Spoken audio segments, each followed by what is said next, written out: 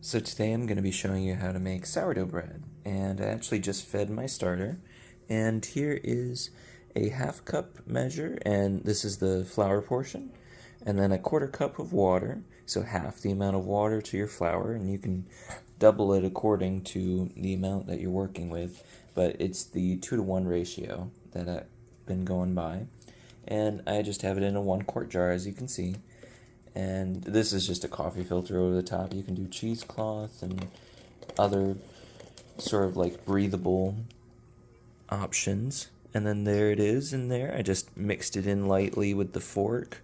It sounds like you don't want to overmix it, and so I just been careful not to do that. And once you see your sourdough has doubled, we're going to take a quarter cup measure from the top of it at the peak that it's risen up, and add that into our flour and water salt ratio for the actual dough making for the sourdough. So as you can see, it has doubled, and we're going to grab our quarter cup of the sourdough starter out, and this is actually the next day.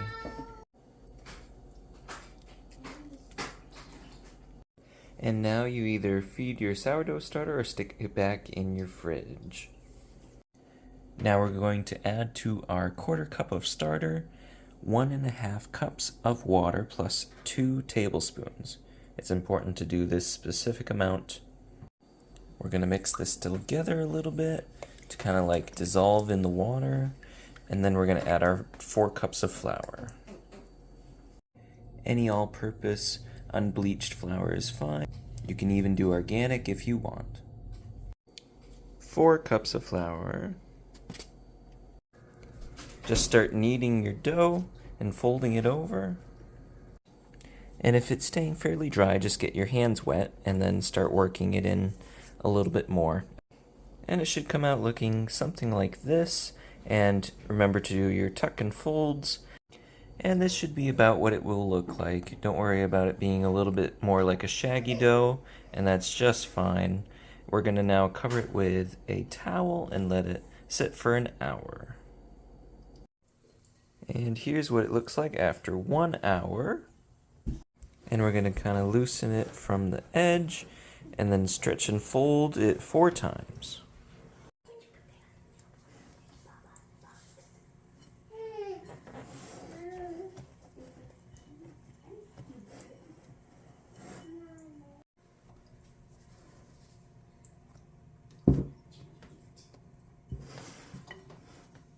And here's the last fold.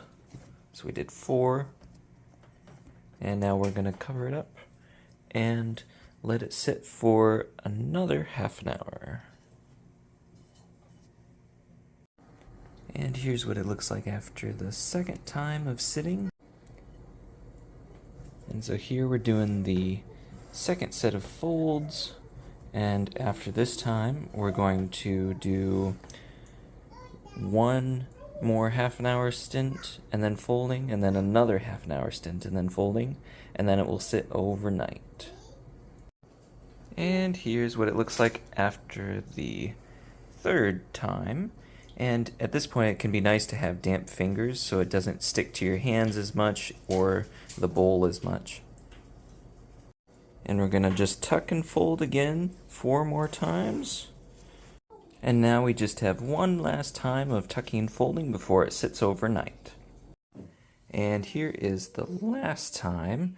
So we're going to do our final 4 folds, and then we're going to let this sit overnight with a damp towel over it for 12 to 24 hours.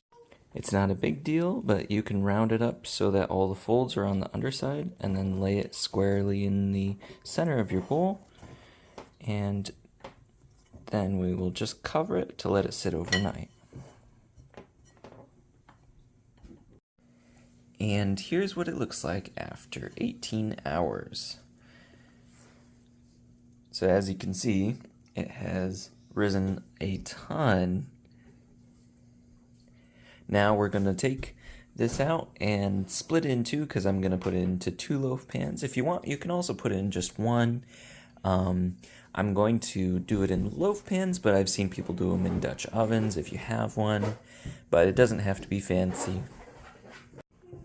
And now I'm just going around with my fingers, getting it loose, like this.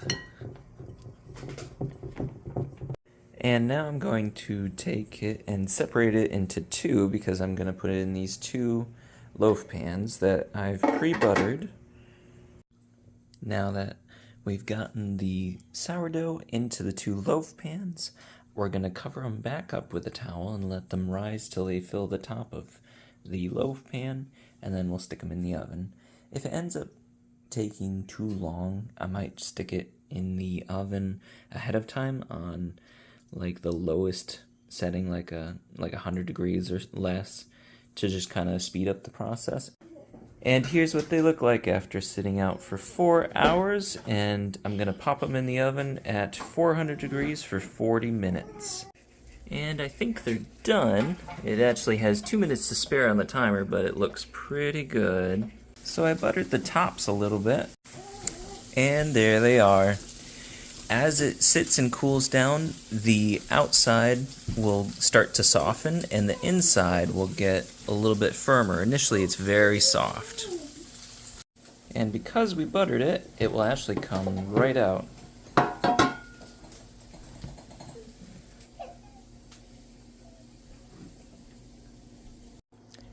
So thank you for watching, and I hope you try making sourdough yourself.